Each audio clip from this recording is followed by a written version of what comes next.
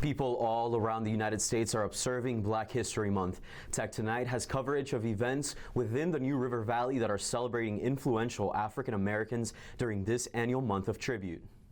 And with the new president in power, the United States plans to address COVID-19 are rapidly changing. Stay tuned to hear about all of this and more on this episode of Tech Tonight.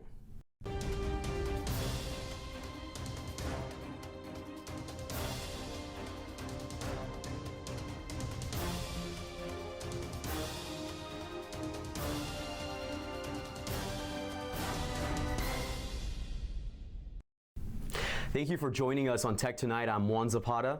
And I'm Alea Burrell. February is Black History Month, and despite being in a pandemic, Virginia Tech and Roanoke College are making sure students can still celebrate safely.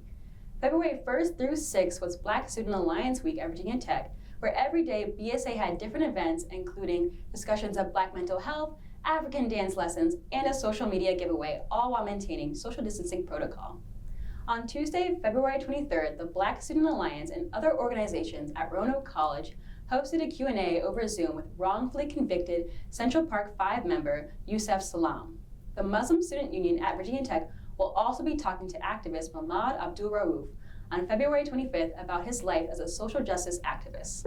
Virginia Tech artists have also been active this month with the Why We Can't Wait exhibit, which features art inspired by Martin Luther King Jr.'s work. Tech Tonight reporter Abby Coleman has more on the story. The month of February marks Black History Month, and Virginia Tech is honoring the history and achievements of African Americans in many ways across campus. One of these ways is with a perspective gallery in Squire Student Center. The gallery is titled Why We Can't Wait, after Dr. Martin Luther King Jr.'s novel of the same title about his work encouraging peaceful community action against racial injustice. Students submitted their own creative work in response to this statement. The gallery is currently on display and will remain open until March 7th. Perspective Gallery employee Emily Bell explained what a perspective gallery is and the importance of this one in particular.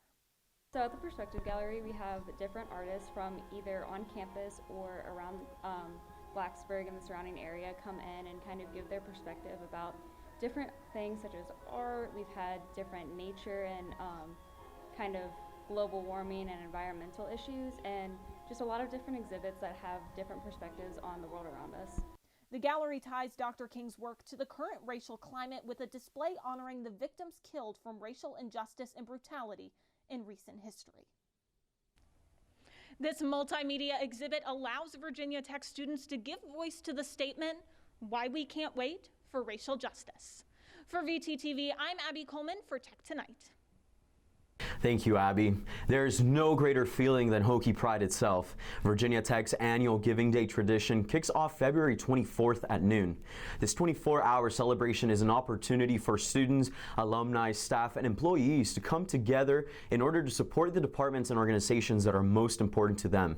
Donations, no matter how big or small, are always encouraged, and you can even follow the interactive challenges posted on the Virginia Tech website in order to maximize your input, along with gift matching through specific companies.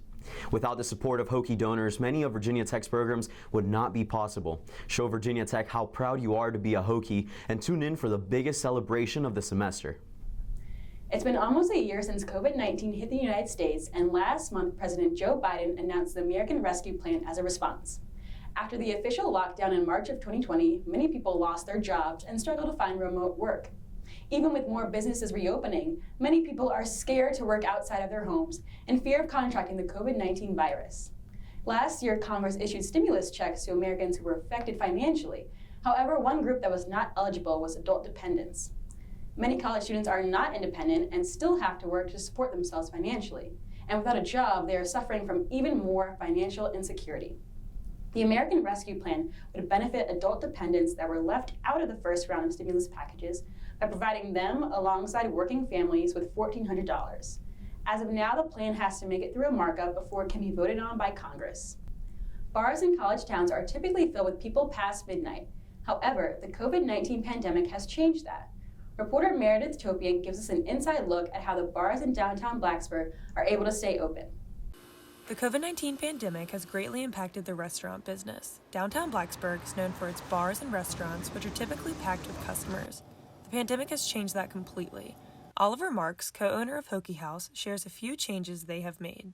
Everybody's got to be seated. There's nobody walking around or dancing around. We only do table service now. You can't come up to the bar to order anything, so our waiters and wait staff come to you. Numerous guidelines have been set by the bars downtown in order to keep their business up and running, while also keeping customers safe. Almost every bar or restaurant that you walk into now requires customers to wear a face mask.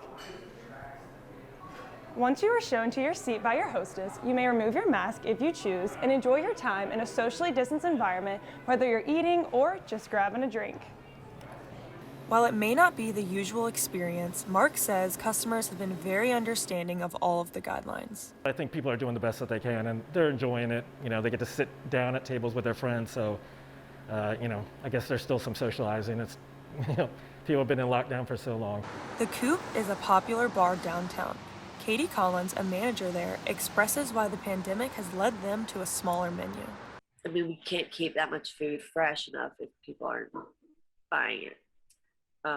So the menu's gotten a lot smaller, and we, cut the prices on pretty much all food just to get people in. Both Collins and Marks are thankful for the customers who are masking up and supporting their business during these times. Reporting in Blacksburg, this is Meredith Topian for Tech Tonight. Thank you, Meredith. We have had a wild winter this year. Our meteorologist, Lizzie Mahan, has all the information you need to know about what to expect for next week's weather. Thank you, Juan, and thank you for tuning into the weather forecast. I'm meteorologist Lizzie Mahan reporting your weekly weather for the Blacksburg and New River Valley area. This winter has given us some pretty unusual weather in comparison to what we're used to. We've had daily record-breaking snow in Texas, we've seen tornado snowstorms in North Carolina, and even here in the New River Valley, we are already ahead of our average snowfall for the year. Last winter, we only had 4 inches of snow, and this winter, we've already seen 21 inches with even more projected. We'll have to stay tuned to see how many inches we get this winter. Now, let's take a look at the forecast for this upcoming week. We are going to see a rainy start to the week with rain starting on Monday and turning into snow early Tuesday morning. The high on Monday is 50 degrees with the low at 30. The high on Tuesday is 45 degrees with the low at 34. Now going into the second half of the week, we are going to see a mix of partly cloudy and sunshine. The high on Wednesday and Thursday will be 52 degrees with the low in the upper 30s. The high on Friday will be 48 degrees with the low of 36. However, we are at that time of the year when the weather can be pretty unpredictable, so be sure to always carry an umbrella with you and be prepared for any unexpected weather changes. Until next time, stay healthy and stay warm. Back to you guys in the studio. Thank you, Lizzie. The New River Battalion Service Organization of Virginia Tech's Corps of Cadets program is hosting a 24-hour mile challenge. This effort is meant to support the Wounded Warrior Project fundraiser, which assists veterans and service members who have incurred a physical or mental illness while serving in the U.S. military. Individuals may choose to participate individually or in groups of 4, with a goal of running a mile every hour for 24 hours straight. The cost of this event is only $5, and 100% of the funds will be directly donated to the Wounded Warrior Project. Winners of the race will receive sponsored gifts from Starbucks, Mellow Mushroom, and Chick-fil-A. If you are interested in supporting our troops and staying in shape, this is a challenge just for you. Located in Squire Student Center, the Break Zone hosted an 8-ball tournament this past week as an opportunity for students to become more engaged in campus activities. Tech Tonight reporter Melissa Vergara has more on the event. On February 22, 2021, at the Squire Student Center, students from all years ranging from freshmen to graduate students gathered for a successful 8-ball tournament. Because of the pandemic, activities are different this year, trying to respect COVID-19 restrictions and reach the student population. All participants had to wear a mask and try to stay 6 feet apart. Virginia Tech is always trying to engage with students, creating tournaments like this one to help students move their bodies more on campus. It's nice to get out of the dorms, come and meet some new students. My roommate and I are here together, so we're just having a good time. Despite the small turnout, the 8-ball tournament was still a success. Reporting from Squires, this is Melissa Vergara, reporting for Tech Tonight. It's great that Hokies are finding ways to challenge themselves outside of academics. Agreed, and with midterms coming up, I'm sure these activities are a great stress reliever. Well, that wraps up this episode of Tech Tonight. You can stay connected with us and other Virginia Tech television shows by following VTTV 33 on Twitter, Instagram, and Facebook. Thank you again, and we'll see you next time on Tech Tonight.